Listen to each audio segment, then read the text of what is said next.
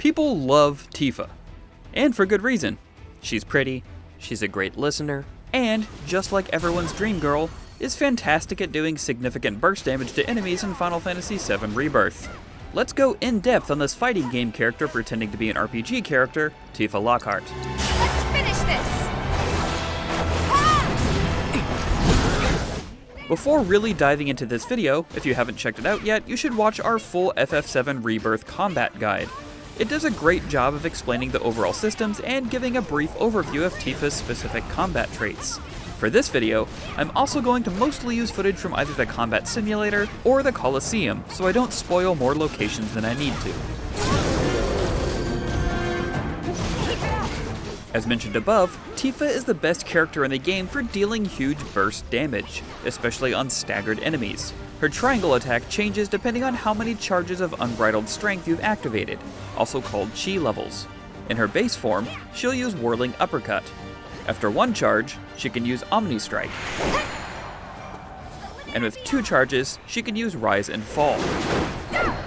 Which chi level Tifa currently has is indicated not only by which triangle attack she has available, but by the glow on her hands. Yellow for level 1, and orange for level 2. Ideally, you'll be at level 2 and have Rise and Fall queued up and ready to go as soon as an enemy is staggered, and then follow up with Omni Strike, and then Whirling Uppercut. This will greatly increase the damage multiplier, increasing the damage both Tifa and the rest of your party will deal during this stagger. Before you stagger an enemy, like a true boxer, Tifa is fantastic at sticking and moving. She can guard cancel out of all of her basic attacks, and dodge cancel out of both her basic attacks and the recovery of a lot of her abilities, so you don't have to be super committal to any big moves until you finally get the chance to lay on the hurt. If you want to be even more optimal, you can guard cancel her basic power attack by holding square and then pressing R1 right when the attack hits. You still get the damage and the meter build without having to wait for her to come back down, and every time you hit with this during a stagger, it adds another 5% to the damage multiplier. Guard canceling is so important for her because with the right materia, which we'll go over later, blocking can be an even better option at building ATB than attacking. Now let's take a look at all of Tifa's weapon abilities. Don't think you'll walk away from this! Tifa comes with 2 awesome abilities when you start. The aforementioned Unbridled Strength, which also strengthens her basic attacks and lengthens her combo strings, and Focus Strike, a quick backwards evade followed by a lunging strike that helps fill the enemy's stagger meter. These will both be in heavy rotation throughout the entire game. Dive Kick, which you learn from Tifa's Leather Gloves weapon, is a great damage dealer after enemies have been staggered and you apply her various multipliers. As mentioned in our combat video, performing Dive Kick while already airborne significantly shortens the activation time, so your early combo after building your 2 charges with Unbridled Strength will be Stagger, Rise and Fall, Omni Strike, Whirling Uppercut, and then, if you have 2 ATB, Focused Strike into Dive Kick. With only 1 ATB, go straight into Dive Kick from Whirling Uppercut. This sounds a lot more complicated than it actually is, since you'll only be pressing triangle 3 times, followed by 1 or 2 abilities. We recommend setting at least Focus Strike and Dive Kick to your shortcuts, as it can be a bit cumbersome to go into your menu in the middle of an aerial combo. Reverse Gale, which you learn from Tifa's Sylph Gloves, is a wind-aspected attack that pulls enemies towards her, launches her and nearby enemies into the air, or, if used while already airborne, throws them into the ground. What makes this move super useful in the early going is that a lot of flying enemies in Rebirth are weak to wind, so you'll be hitting their weakness while also getting close enough to get some attacks in. That being said, we didn't end up using this move a lot in the later game unless we were specifically targeting an enemy with a wind weakness, as she just has much stronger options.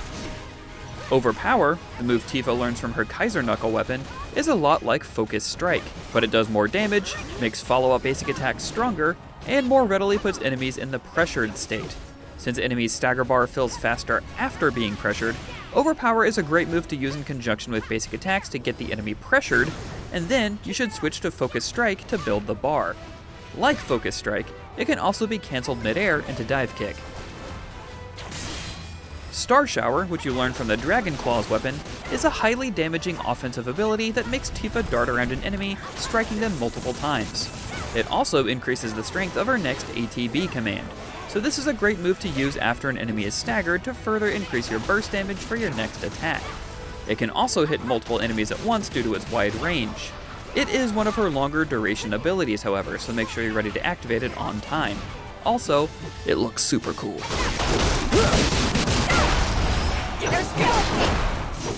Chi Trap, which you learn from Tifa's Tiger Fangs weapon, is a ball of energy that she sends out and parks on top of an enemy, doing damage over time. It scales with Tifa's magic attack, so this is probably an ability you won't be using in regular rotation unless you have a very specific build for it, as much of Tifa's kit relies on physical damage. Chi Trap can also juggle lower level enemies, acting as a form of crowd control after knocking one down, and can hit multiple enemies at once if they're close enough to each other, so it definitely has its uses. And speaking of magic builds for Tifa, Unfettered Fury, which she learns from her highest magic power weapon, Crystal Gloves, works just like Unbridled Strength, but imbues her leveled up triangle attacks with non-elemental magic power, changes the names of the triangle attacks, and grants 1 Chi level. Using Unfettered Fury when you have 0 Chi charges will automatically bump Whirling Uppercut up to Omni Flurry instead of Omni Strike, and using it with 1 charge will bump Omni Strike or Omni Flurry up to Rage and Fall instead of Rise and Fall. But keep in mind, if you use Unbridled Strength after Unfettered Fury, it will override it. So if you want to use both magically powered up triangle attacks, it's best to use Unfettered Fury with 1 Chi level when Omni Strike is showing as your triangle attack, and then unleash Rage and Fall and Omni Flurry. One more quirk of this ability is that your magically buffed triangle attacks will further increase the stagger meter as well, not just the damage multiplier after stagger, so Unfettered Fury might be useful in longer fights when stagger's going to take a while. It's quite a bit to wrap your head around, which is probably why you get this weapon ability so late in the game. But between Unfettered Fury and Chi Trap, you can really deal some high magic damage if needed. And just like your Chi levels, Tifa's hands glow a particular color as a tell for which level she is.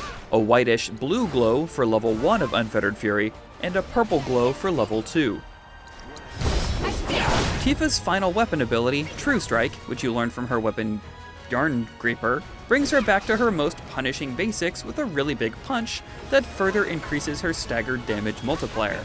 Between all your triangle abilities and True Strike, if enemies even survive the beating up to that point, they'll be looking at least a 240% damage multiplier. While technically classified as a weapon ability, you actually learn Trinity Strike from Tifa's Folio. It's a tremendously damaging attack that requires 2 precise square button presses, once after she dashes backward, and again after her final kick in the air.